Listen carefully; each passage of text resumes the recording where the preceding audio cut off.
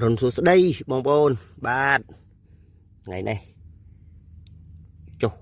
ចការអាមេរិកហើយបងប្អូនបាទចុះសូមអាចចការអាមេរិកហើយនឹងដាក់ជីទ្របបាតតែម្ដងបាទពួកពេលវេលានេះវាស័ក្តិសមហើយបងប្អូនណានៅក្នុងខែ5នេះយើងប្រមូលអាមេរិកគឺចប់ដោយបរិបូរហើយចឹងការប្រើប្រាស់ជីទ្របបាតយើងត្រូវតែធ្វើយ៉ាងណាឲ្យទាន់រដូវកាលនៃអាមេរិកចេញផ្កាចឹងស័ក្តិសមណាស់បងប្អូននៅក្នុងខែ5បងប្អូនដាក់ជីទ្របបាតគឺពិតជាស័ក្តិសមមែនហើយបាទដើម្បីយើងដាក់ យកក្តាប់នៅខែ7បងប្អូនណាអាមេរិកបើកាលណាដែលយើងធ្វើយកក្តាប់មិនទាន់ខែ7ទេបងប្អូនយកក្តាប់នៅខែ9គឺថយទិន្នផលហើយការដាក់ជីទ្របបាតនេះបងប្អូនណាគឺខ្ញុំប្រើសេរីរាង្គបងប្អូនណាបាទខ្ញុំប្រើសេរីរាង្គចឹងខ្ញុំចាប់ផ្ដើមហើយការប្រើប្រាស់ជីទ្របបាតនេះបាទពីដំបូងអាមេរិកយើងនៅអាយុ 2-3 ឆ្នាំយើងកាប់ជ្រៀល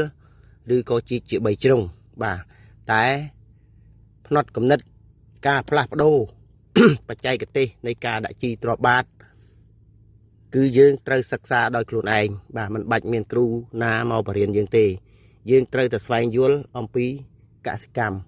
បាទតើដំណាំធំនិងដំណាំទូចការប្រើប្រាស់ជីទ្របបាតយើងធ្វើដូចម្ដេចសម្រាប់ផ្នត់គំនិតរបស់ខ្ញុំគឺមកដល់បច្ចុប្បន្ននេះហើយអាមេរិកខ្ញុំអត់ដែលកាប់ជារណ្ដៅអត់ដែលជីកជា3ជ្រុងនេះទេបងប្អូនណាជ្រៀលស្នែងកបីអីទេគឺខ្ញុំប្រើការរោយនៅពីលើដីហើយនឹងយកដីលុបជីនេះតែម្ដងខ្ញុំធ្វើបែបនេះដើម្បីបញ្ជៀសនៃការប៉ះពាល់ឬស្បៃបាទបញ្ជៀសនៃការប៉ះពាល់ឬស្បៃចឹងបងប្អូនមើលបាទការជំរះជ្រៀលគល់ហើយយើងនឹងរោយជីហើយយើងនឹងលុបជីនេះទៅវិញណាបងប្អូនបាទយើងមិនមែនដាក់ជីឲ្យហាលខ្យល់ហាលក្តៅដើម្បីឲ្យបាត់គុណភាពនៃជីនោះទេបងប្អូនបាទយើងត្រូវតែយកដីហ្នឹងយកលុបវាបាទលុបវាឲ្យធ្វើម៉េចឲ្យទៅចិត្តជីបងប្អូនលុបឲ្យទៅចិត្តជីទៅកុំឲ្យជីហ្នឹងវានៅហាលខ្យល់ហាលក្តៅ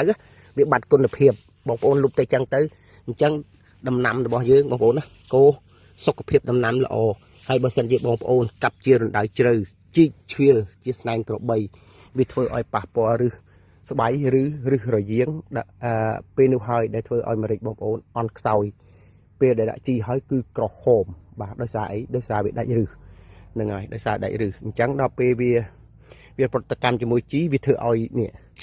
អាធាងរបស់វានេះបាទជំរុះចោលអញ្ចឹងអាមេរិកវាផ្លែនៅតាមធាងបងប្អូនណាបាទវាផ្លែនៅតាមធាងអញ្ចឹងហើយបាទបងប្អូនចេះឆ្ងល់ថាអាមេរិកខ្ញុំពេលដែលប្រមូលផលហើយរបេះធាងរបេះដៃបាទអានេះវាដោយសារកត្តាបងប្អូនទី1ការប្រើថ្នាំ